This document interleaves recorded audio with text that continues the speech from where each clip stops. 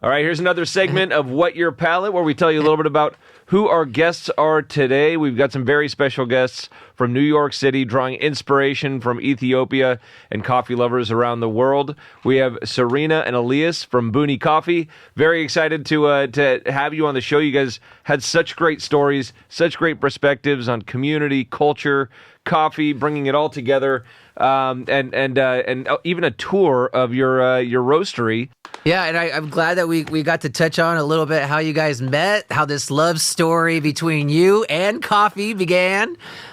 We get like lots of great insights, from surviving pandemic. You guys started right in, like we just mentioned, in the pros, right there in Manhattan. So there's a lot there. And also the ceremonial aspects of where this coffee comes from in origin. And the parallels between wine and coffee, I think, are even more so than I already thought. Thank you.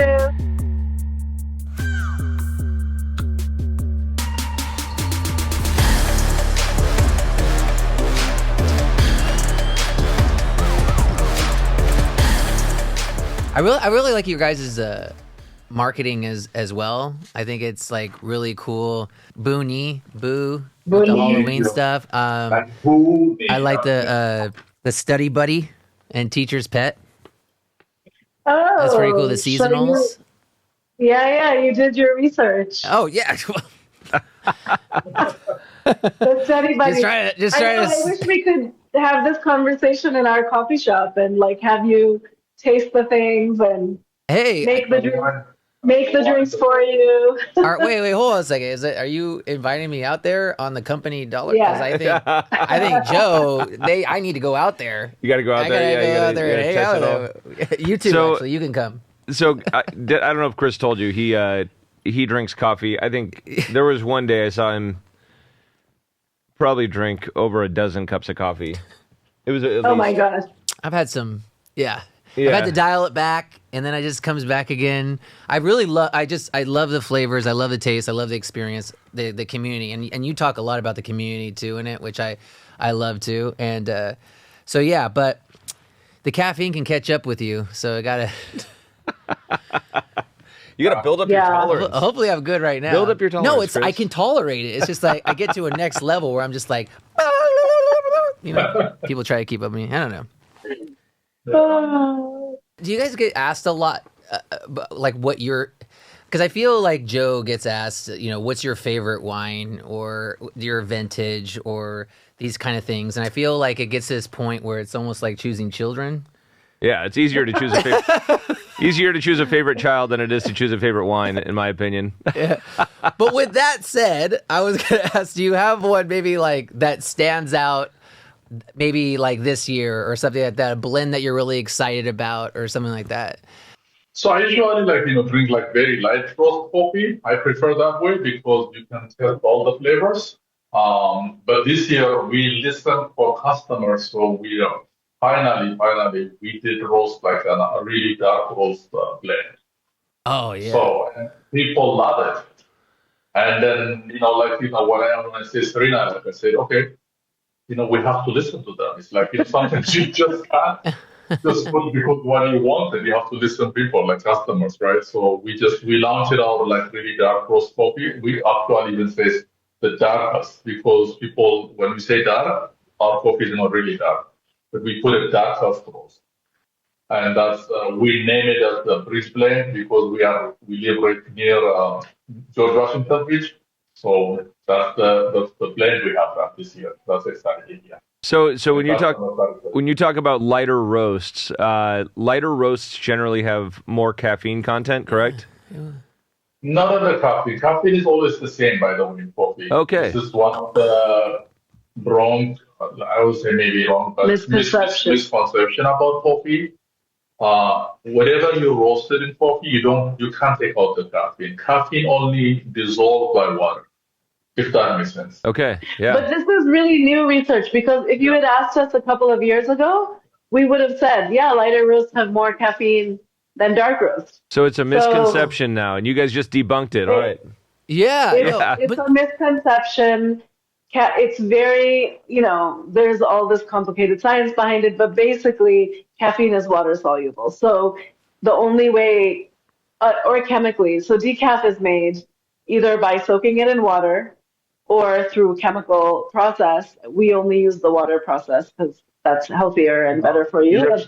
You extract caffeine by water, pretty much, yeah. Yeah, so the other way of getting coffee to have more caffeine, if you're really looking for high caffeine, is the way of preparing it. So that's why, for example, cold brew is heavily caffeinated because the coffee, it literally soaks, for 24 hours. So you're maximizing the extraction of caffeine into the water. Okay. Whereas you might think like espresso is a really strong coffee, but because the extraction is so fast, it will have espresso has less caffeine than cold brew. Yeah, per ounce or per volume, it's less, yeah. Even drip coffee. Drip coffee has more caffeine than the espresso. Okay. Yeah. But people are like looking it other way because it tastes like a stronger espresso. Because yes, the proportion, the amount of coffee and water ratio is like more in espresso versus in drip coffee, right? Yeah. Oh, that is so interesting. Yeah. And I'm glad about this like debunking myth thing, because even say, for example, in the wine world, like even when we were younger, I think there was like this thought that if your wine has more legs, it's a better wine. I'd even see it in movies. Like I remember the Sinbad with a house guest or wherever they invite this like wine like connoisseur. He's like, I like my wine with a lot of legs. And then it really comes out that it's like alcohol evaporation. Yeah. Right? So if you ever heard that, where people look at the after they swirl the wine and it dripping down the sides of the inside of the glass, if it doesn't separate because of the alcohol content, then that would signify that it may be a lower quality wine or lower alcohol wine, meaning maybe a lower ripeness in the vintage. But in California, we have no problem with getting a good amount of alcohol, good amount of ripeness every year. So we always have good legs in California. Yeah, we do. It's a lot of good legs over here. Yeah. That is true. So in wine, the caffeine differentiate based on the alcohol is like differentiated based on the tree. Based on the fruit coming in and how long we leave it on the vine. Wow. And so the determination on when to pick. And I want to get into this with you guys on the coffee side, because we look at it from more of a physiological standpoint. Like, is the flavor there? Is the fruit ready to go? Is this going to be a good fruit to ferment? Good grapes to ferment? Are we going to get all the character that we expect from it? And we call the pick based on that, and then we start the process. I mean, is it somewhat similar for the beginnings of coffee? Yeah, in coffee, I love the story about this coffee pick. I'll just tell the story. So in Ethiopia, a lot of coffee is farmed in very, very small farms. So it's like people's backyards, and they have coffee trees. And apparently, like one of our friends was telling us the story, they went for they were doing some content gathering. They wanted to film. They wanted to film the farmers picking the coffee. And, the coffee was red, so the cherry becomes red. And you also pick based on color, so in coffee. So if it's greenish, or it could be underripe, if it's orangey. But if it's bright red, you have to pick it right then, because then if you wait too long, it will be overripe, and then that will affect the flavor too. So you have to get the right place. But color is an important thing. And so they were waiting to film all of this, and every morning they would wake up and the farmer would look at the cherries and he would say, "Oh, no, we need one more day." Or, no, not yet. It's not perfect yet.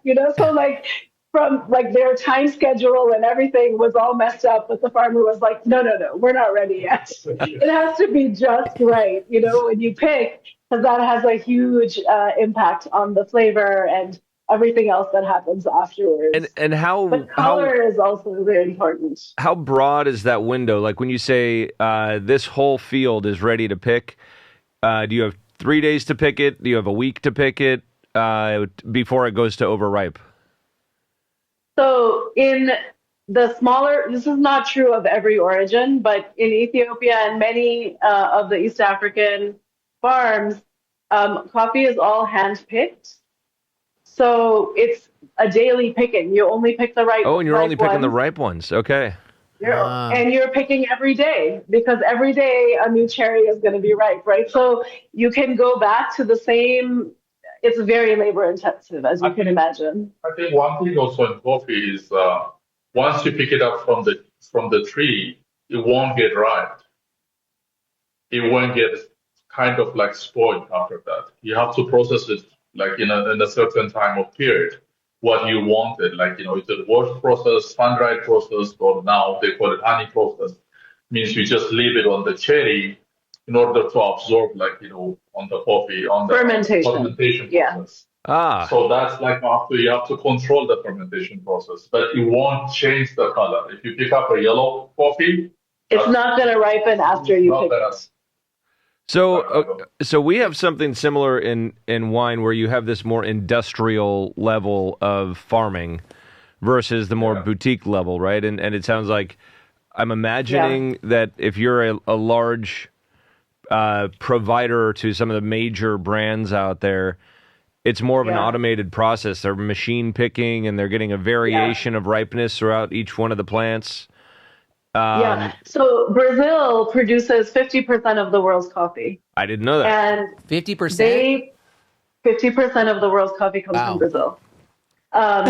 And they have huge mechanized farms, industrial farming. A lot of coffee that goes to what we call commercial coffee, coffee also that goes into, like, let's say instant coffee, coffee that, like the large companies or brands that you might think of, is that kind of commercially grown coffee, because you're not looking for, in the specialty coffee, you're so focused on the flavor and the notes and the taste that it's a much more labor and care intensive process. Even how you grow it, how you take care of the trees. And you can do that because it's usually these small farms are on a smaller scale. And the coffee is going to be much more expensive because there's a lot more that goes into it. Yeah. When it's mechanized and more automated, then that will tend to be like the commercial grade coffee that's available sort of on the general market. And is there so something that we in wine have not really encountered, but genetically modified? Are there GMO coffee plants that allow them to, on an industrial scale, like produce something that is maybe mediocre but consistent, versus the more hands-on approach of like really the true core of what made coffee special, which you guys are doing with coffee? And seemingly it seems that the consumers are understanding it. They want to know the story. They want to know who's behind it, what's behind it. But then at the same time, they're going down to Dunkin' Donuts and getting just some thin coffee that doesn't taste like. but that that's like, are they using genetically modified to be able to achieve that scale?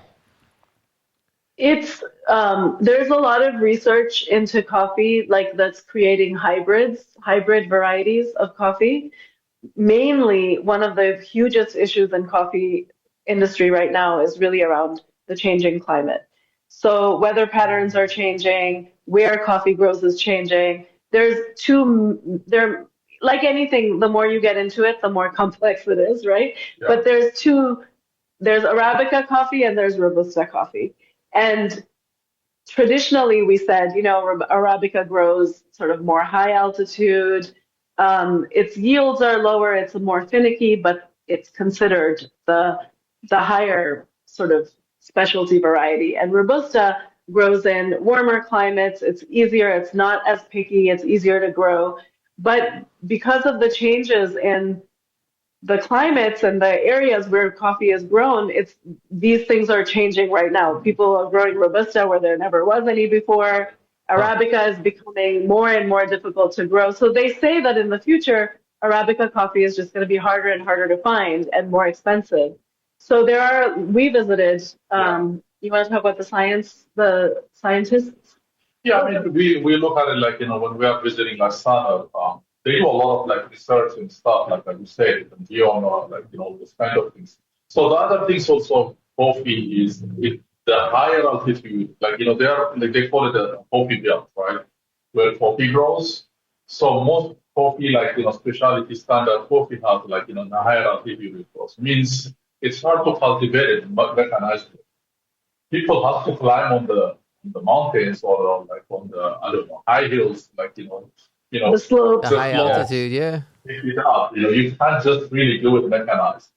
So they trying to change that one. They trying to even produce. I think I heard in Colombia they have 2 harvest season now, but mostly coffee has like on one harvest season. That it tells you if you don't get good coffee, that's it. You're done for the season. There's also like saving certain varieties or seeds. Like Ethiopia is where Arabica coffee was discovered in the wild, in the forest. Huh. And it still grows in the forest, wild. There's still wild coffee there. And there's all of these like heirloom varieties of coffee. And they're the scientists, like we went to visit, we were in Ethiopia last summer and we went to visit a research center. And they're like cataloging all of these different kinds of coffee. Some of them are rare, some of them are heirloom, some of them, are still being discovered. But they're trying also to combine these flavor notes and very special coffees with, as you were saying, the ability for them to grow it in have a commercial product. And I think more resistance also, Disease resistant. drought.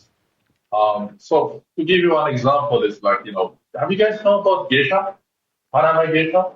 No. Geisha coffee. No, geisha. Okay, so, yeah, Panama geisha is one kind of variety. It's really popular in the world right now. The origin comes from Ethiopia. Okay. The place is called in geisha and kapa. Kapa, where the coffee is originated from. So, but now Panama geisha is a thing.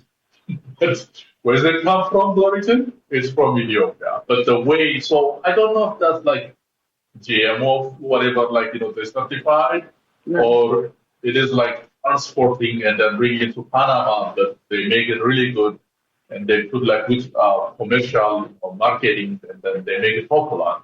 But the origin for that geisha is Ethiopia. The place is actually. Yeah, I think that's so. There are so many parallels between coffee and wine. We can say that the Bordeaux region of France was kind of the patriarch of Cabernet Sauvignon, right? And then we brought it over here to Napa Valley, and it's doing phenomenally well. Personally, I like the style of it, but you'd say that you stole that from France. But at the end of the day, you really trace its roots all the way back to more or less the Middle East, right? I mean, that's where things travel as cultures moved and everything. Things travel and evolve and could be better for an industry, as a whole. I did want to just jump in and do a quick introduction. I think it's right. Let's introduce our cold open coffee magic experts here. But it's awesome. I'm loving this conversation. All right, so we got the founders of Buunni Coffee, Sarina Prabasi and Elias Gurmu. Elias Gurmu. But I want to get into the coffee, the mission that you guys have with Buunni. Celebrate the world's best coffee to foster connection and community everywhere. And that's your true tagline and bringing culture, coffee, and hospitality together. I think that's a beautiful story in itself. But I think it'd be great to just hear the beginnings of this whole project, your lives, and how it led up to this, and what you saw as the opportunity, what the missing links were. Yeah, where to start? I guess I'll start in Ethiopia because that's really where the Buunni story begins. I moved to Ethiopia. I had been visiting for work, and then I was offered a job there, and I moved to Ethiopia. So I'd like to say Ethiopia is really where I fell in love with coffee, because prior to that, all I knew about coffee was Nescafe with lots of milk and sugar, and it was like a comfort drink. I grew up in Nepal. At that time we didn't have coffee. Now there's coffee in Nepal as well that we grow it. But So I grew up in a tea drinking culture, and I hadn't really experienced specialty or like high quality coffee until I moved to Ethiopia, and it was everywhere. The first time one of my colleagues invited me to her house, she said, "Oh, we're just going to have coffee." And it was coffee and it was a spread, like a whole meal and so many things. But the coffee was, it's very slow. And we had one round of coffee and another round of coffee and a third round of coffee. And meanwhile, eating, drinking, talking. And it was, as you said, it was hospitality, it was culture. It was something that really struck me. And so I fell in love with coffee first. Then I met Elias, and we met in Ethiopia. So, of course, I fell in love with Elias. But when we started knowing each other, like as the process of knowing each other involved a lot of I coffee. mean, of course, I fall in love in Elias, and it's like you say, Because, what else could I do? So, yeah, I think we have no choice. All right. so our getting to know each other process involved a lot of coffee. So we were always meeting for coffee. And in Addis Ababa, there's a very popular drink. It's an Ethiopian style macchiato. It's a very pretty drink. It has layers. It's short. So we would go on the quest all around town looking for the best macchiato, our favorite macchiatos. And in that process of first, when you're first getting to know someone and you're learning about them and you're sharing about yourself, and we shared a lot of coffee together. So coffee is really a part of our story from the beginning of knowing each other. And so years later, in 2011, we moved to New York. And we knew that somehow coffee would continue to be part of this story. And in the beginning, I was working full-time still, and Elias was really full-time on the business and started with the coffee business. But maybe I'll pause now in case you want to jump in and say Because, when we met, I do few businesses back home in Addis also, all kinds of businesses. Like I think when I met her actually, I do car service, taxi, those kind of things, and then I work with her office directly. I think we jump to our life. Is that okay? Like the direction we are going? Yeah. No, we love this. Hey, no, I kind of was hoping you'd get into like the first time you saw each other. You know what I mean? Hey, I went into I love your story page on your website because I caught a picture of you two there with the flowers in your ear. I mean, you guys look like, it was really brewing. Babies. Love was brewing. So, yes, I know in the office, I used to work in the office, not directly, but indirectly, I worked in the office. So we introduced through her colleagues. He lives actually in North Carolina right now. And then, by the time when she's finished her work there in Ethiopia, we have to move to the US. And then when we come to the US, one of the things we said, okay, we need to do something for me because most of my life, my adulthood life, and then until we moved to the US, I've been in business, different kinds of smaller. Most of them are smaller. So we need to do something about related to Ethiopia. So one thing it came to is for us is about coffee. But not only technically coming and opening a coffee shops, but what do we do about it? Bringing the culture, showing the culture, how people's life in the coffee industry also, are we taking also people to the field trip? We didn't accomplish that part yet, but that's part of the things we are trying to do when we started. Yeah. I hope we can still do the coffee trip. We've been thinking about that from the beginning, but then we got so busy with opening the cafes and the operation of that. We have kids. And so, but now we're rethinking about taking small groups to Ethiopia for a coffee tour as well. Oh, wow. That'd be awesome. That was part of our idea from the beginning, but now might be a better time to be doing it. How many shops do you guys have now? So right now we have two shops, two coffee shops and the roastery, and we also sell our coffee online. And we do have some wholesale as well. So you can find Buunni Coffee at Trader Joe's, for example, in the Northeast. So it's a mix. We've had up to four coffee shops. Right now we're at two. We're looking at some exciting possibilities coming up, so that number might change again.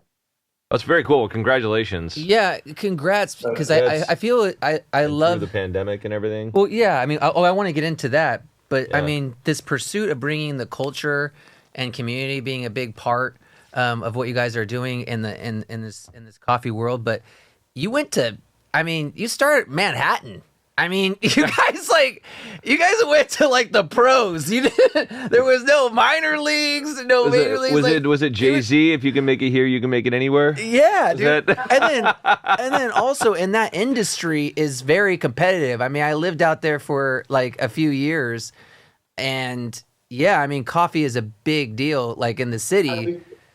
So my experience is like, I grew up in the capital city, but compared to like, New York, Addis Ababa is like a village, it's like, but I have that like, the city person life, I like that kind of person, like, life living, have access for everything like nearby. When we visit the US, one thing I said to Sarina is like, if we have to move to the US, the only place I want to move is in New York. I don't know why I'm saying that. Yeah, apologies to California. Really.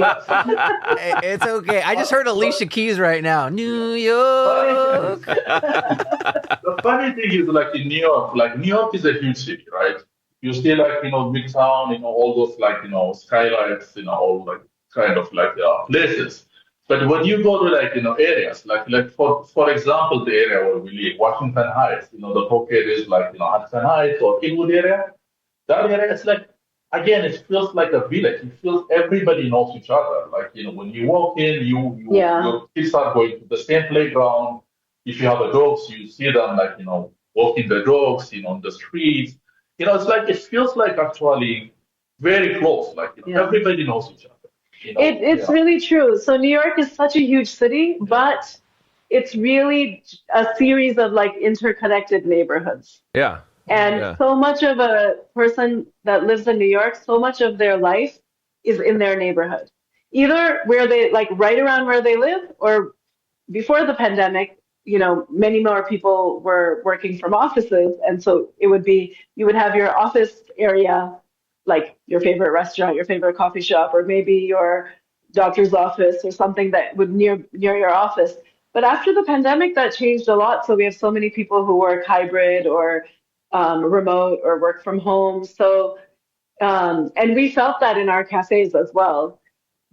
But yeah, the beginning was tough. I mean, when we first moved to New York, we were thinking we would do wholesale green coffee, bringing coffee from Ethiopia, and we very quickly realized, like, okay, we're in a new city with no business network, no track record here in coffee, and this is going to be really tough. So the opening for us, the entry point, was the cafe, and that first cafe, which is still open today, it's a tiny little space, but with a big heart, and that's really like the kind of, it became the engine for Buunni of our story, of our growth, of us even getting to know our neighbors and getting settled into a new neighborhood. So yeah, you literally built the sense of community out of that one location to get started, and it evolved into what it is today. That's with New York being a series of small towns culturally. I think that if you live in a big city where you're walking through Manhattan and you feel somewhat faceless, you're probably even longing more so for that sense of community. So you get back to wherever you're residing, and your coffee shops, your restaurants, your parks, the places you want to hang out, and that becomes probably even more valuable to somebody that is just amongst a massive city during the day, and then they want that couple hours of reprieve in the afternoon, and they look to their the stable joints around them that they love. Yeah, it was, it was a huge risk. There were a lot of risks in that, now when you think back sometimes, it happens in your own life, I'm sure, where you think, oh my God, like, why wasn't I scared when I did that? Or I made that huge leap, and how did I even do that now, knowing everything I know now? So, but the way we started Buunni was really like, I still remember the day we opened the doors to our first cafe. And the day we opened, Elias was behind the espresso machine, and I was at the cash register. And the people just kept coming. Like, and I just said, okay, just look at the person in front of you. Like, don't think about the line outside. The line went around the corner. People just showed up, and we were just doing our best, like and people were like, this is wonderful. This is fantastic.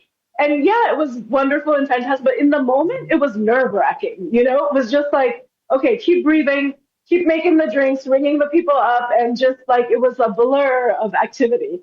And I will say, like, I feel like the people just kept showing up for us, like since day one, and that has been the driving force behind our business. That's awesome. That's great. Yeah, and we did have 3 staff. We did have staff that with hardly anybody had any coffee experience.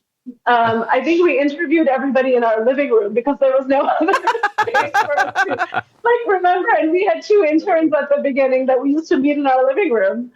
And then when we finally opened, it was like we were really welcomed. Awesome. And I think it was the right thing at the right place at the right time. And a lot of it was to do with what you were speaking about earlier of people really wanted a place to be. Yeah. And a place to connect with each other, and a place to hang out with their neighbors, or, and it was a tiny little space, but it still served that purpose. We have a communal table in the space. And one of our very regular customers who became a friend, she will say to me, her name is Melody, and she often says to me, you forced us to talk to each other with that table. It's like being at a dining table. You have to talk. We had to, eventually somebody had to speak, and so that was, it's kind of a funny reflection.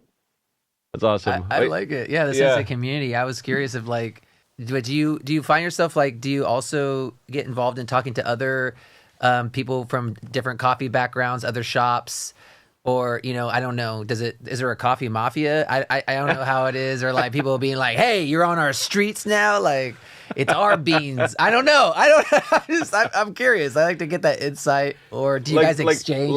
Is there a negative competitiveness? Or yeah, because we were just talking about that in the wine, that's wine a good industry point, yeah. and stuff like that. So I'm just curious how it is, or do you feel it's not that it could be positive? People come together. Yeah, I think where we started our first cafes, we were really, I think it's not bragging to say we were one of the first. I think we said the area where we open a coffee shop, in a specialty coffee, we said we open actually really underserved areas. So I remember the first few, I think few months, I would say it's hard even to come in supplies.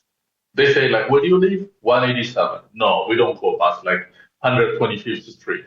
Deliveries. People wouldn't deliver. Yeah, so that it takes time. I think. But in terms of competitiveness, yes, you don't somebody to come up next to you. But I think one thing before we also I'm gonna bring you another story. Before we open our roastery, we used to go and roast in a shared facility. So when you do roasting before, everything is secret. Nobody shares how do you roast your coffee and stuff like that. But now it's changed because it's open. Everything is, you can search and Google and find out how to do things, right? Yeah. There's no kind of secret, to be honest, in the coffee. If somebody wants to do it, if you teach themselves and then, be knowledgeable, I think you can do it. There's no secret. So there's not going to be sharing information, understanding where you get coffee, where you buy your coffee, like green coffee, or even supply. Like for example, we share with people. To be honest, people they come and ask us advices. I want to open this. Can you help me? We share that. Like we share everything. When you get your supplies, what is your what do you call it? Expectation. Like Even like rule of thumb, these are the ways, this is how you should think about the numbers, this is how you should think about locations. And partly I think that's because when we were starting, it was very tough to get information and to feel like, I mean, I remember Elias, there was a place where we went and Elias said, let me just, I'll volunteer here. I'll work for free. I just want to learn, because obviously he knew a lot about coffee from Ethiopia, but not New York coffee and not the New York. So the way to get familiarized. And he was like, I will do. And we were like, we promise, we're not going to open anything near you, but we just want to, like, he just wanted to get a feel for, what another coffee business. And it was like every door felt like it was closed. Oh. And, it felt like people, and things have really changed since then. Yeah. And I think we are really like proud to be part of that change where, we'll share, we'll collaborate, and yes, there's still some boundaries and there's some rules, like unspoken rules, right? Like if there's an independent coffee shop, am I going to go and open across the street from them? No. Yeah. I'm not going to do that. Yeah. Right? Yeah. But also who you consider your competition, right? Like that. And in our environment where our cafes are, we have way more competition now than we did when we started. But we're thriving. Yeah. Right? That's awesome. And we hope other people can thrive too. And the more lively it is, the streets, the more people come out, it's actually better for all the businesses. Now, like, we hope that people don't open like cookie cutter copycat businesses right next to each other, because that just wouldn't be smart. But in general, like just recently, right, where we have our first cafe, a new diner opened. And we've been busier since the new diner opened because there's more people coming. Yeah. And they might want to have a diner breakfast, but then they might want to have a really good cappuccino afterwards. Yeah. For sure. Yeah. So it's like that. It's a balance. It's a balance. Yeah, I mean, I've been able to go into a number of, the different styles of coffee shops, if you want to call it that, where, of course, there's like the corporate, larger, companies, and Starbucks. they don't really have much of an experience. But then you also have like the opposite end of the spectrum, like the super independent, but like almost arrogant. That make you feel like you're so lucky to be drinking my coffee.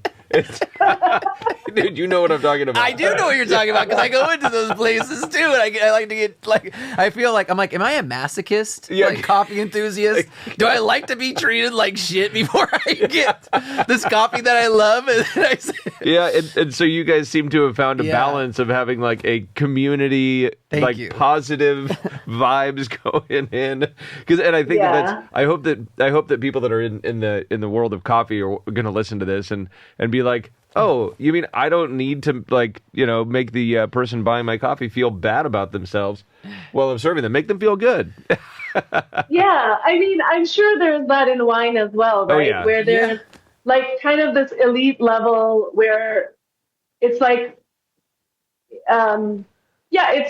it's so super specialty and so like this very small percentage of knowledge and in coffee too, there's like that. But I mean, what we always say to our customers is, look, in the end, we want you to enjoy the coffee, right? And if you want to, like, for example, in specialty coffee, there's a thing against milk and sugar, right? Like, if you're going to buy really good coffee and you're going to put milk and sugar in it, then, but if somebody likes to put milk and sugar in their coffee, well, great. Like, I want them to enjoy the coffee. Yeah. Right? And I might say, okay, if you like milk and sugar in your coffee, then I would recommend this coffee because this coffee is going to stand up to milk and sugar. It's going to be able to hold its own. And I wouldn't recommend this other super light roast because you're not even going to be able to taste the coffee if you put milk in it. Or that's just an example. But there are a lot of these rules, right? Like as we get more and more into specialty in coffee or in wine, then we have these rules. But the main thing should be for the customer to enjoy their beverage, I think. That's at the end of the day, that's it. And we have that, you mentioned elitism, right? That's something I talk trash about elitists on a daily basis because they do such a disservice for whatever industry they're in. You in coffee, us in wine. It builds walls, right? And if we're all about breaking the walls down or just keeping kind of a totally open platform where we want to welcome everybody in, you got to whack-a-mole every once in a while and tell those elitists, like, get off the high horse, like be accommodating and bring people into the fold rather than make them feel like they need to know everything before they can even step into the door. And so I'm love to hear that. I think it's not just our industries, but I see that even in dining and everything. It's you want people to get comfortable and move up and down those price ladders and those levels of experience and the journey of learning through that process. And the learning is important. We love to share and to teach and to talk about coffee, but it shouldn't be a lecture or it shouldn't be something that makes somebody feel bad. Yeah. It shouldn't be like that. It's as you experience it. And like wine, coffee also is very sensory, right? It's about the smell. It's about the taste. It's about the way it looks. And there's so many fun things that we can do with it. And there are fun ways to learn. And there's like inclusive ways, I think, to learn. The other thing is also this kind of taste is like, personal, right? You can't force people to like your product. That's true, right? You give them option, varieties. I have this, I have this, I have this. So that customer can choose which he likes. Yeah. When we say the top, we are like doing like light roast, dark roast, or medium roast, or blended coffees.